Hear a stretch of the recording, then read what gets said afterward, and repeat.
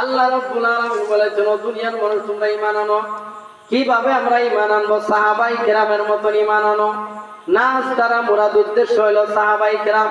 সাহাবায়ে কেরাম যেভাবে ঈমান এনেছে, ঈমান আনয়ন করেছে, তোমরাও সেভাবে ঈমান আনয়ন করো, তোমরাও সেভাবে ঈমান আনো। আমরা দেখি সাহাবায়ে কেরাম কিভাবে ঈমান এনেছেন। আমরা যদি খালো হাফসি বেলালের কিছু ঘটনা শুনি, তাহলে আমরা বুঝতে পারবো কেমন ঈমান এনেছেন। বেলাল রাদিয়াল্লাহু তাআলা খুব কুৎসি বেশরি ছিলেন, কালো ছিলেন, একবারে মিসমিসা কালো ছিলেন। চেহারার বর্ডারও তেমন একটা সুন্দর ছিল না। ওই বেলাল রাদিয়াল্লাহু তাআলা ইসলাম গ্রহণ করার কারণে আল্লাহ তাআলার কাছে এত দামি হইয়া গেছে। মায়ার নবীজি বলেন, যখন আমি জান্নাত জাহান্নাম পরিদর্শন করা গেলাম, ও বেলাল কেমন আমল করেছ রে বেলাল?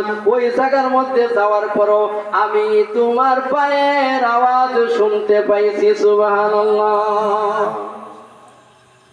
তোমার পাওয়ার আওয়াজ আমি শুনতে পাইছি। ও বেলাল কেমন আমল করেছ? বেলাল রাদিয়াল্লাহু তাআলা আনহু বলেন, আমার কোনো আমল নাই। হ্যাঁ, তবে যে সময় আমার ওযু যায়, আমি ওযু করি আর 2 রাকাত নামাজ পড়ি। ওই বেলাল রাদিয়াল্লাহু তাআলা আনহু ঈমান আনার কারণে উমাইয়া ইবনে খালফ কত নির্যাতন করেছে। নির্যাতনের স্টিম রুলার চালাইছে বুকের উপরে।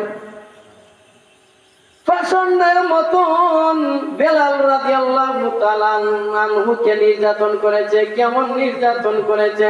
উত্তপ্ত পালের মধ্যে শোয়া রাখছে, গরম পাথর দিয়া বুকের উপর চাপা দিছে, আবার গরম আংরার মধ্যে শোয়া রাখছে, আবার বুকের মধ্যে পাথর দিছে।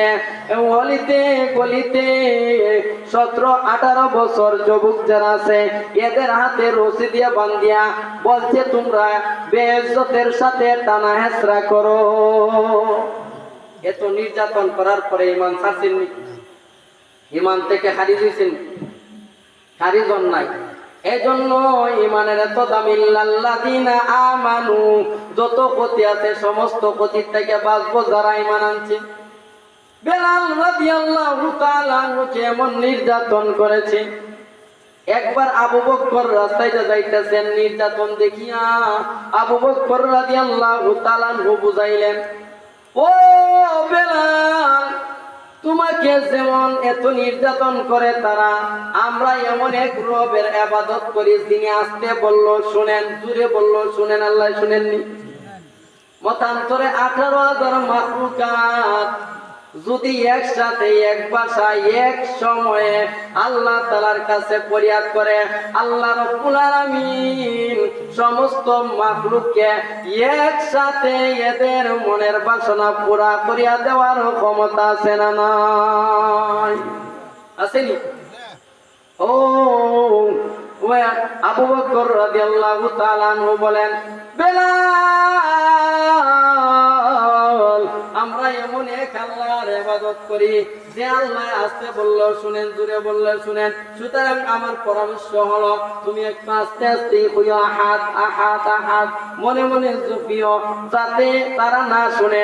কাফেররা শুনলে তাদের গার মধ্যে আগুন ধরিয়া যায়, আগুন জ্বলিয়া যায়, তারা নির্যাতনের স্টিম রুলার আরো বাড়াইয়া দেয়, আরো বেশি নির্যাতন করে, আরো বেশি পাথর চাপাইয়া দেয়, আরো বেশি আংরার মধ্যে আগুন উত্তপ্ত করে দেয়, উত্তপ্ত পালের মধ্যে তোমাকে ফেলে দেয়। সুতরাং আমার পরামর্শ হলো, বেলাল তুমি একটু আস্তে আস্তে বলিও। বেলাল রাদিয়াল্লাহু তাআলা আনহু বলছে, ঠিক আছে।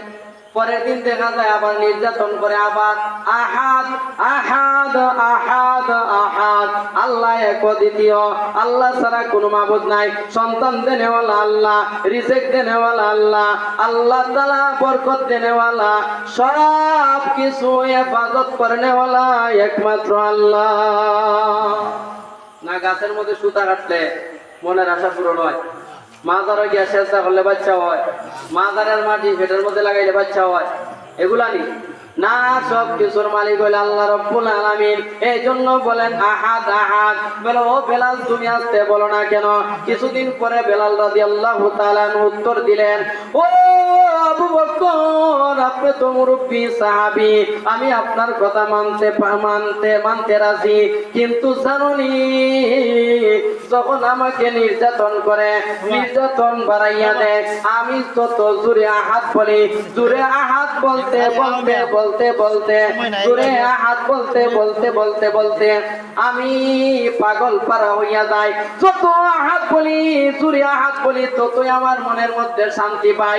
যতই জোরে আহাত আহাত বলি, আল্লাহ এক দ্বিতীয় বলি, তখন এই যে আমার নির্যাতন করে আমি একটু টের পাই না, কষ্ট লাগে না। সুবহানাল্লাহ।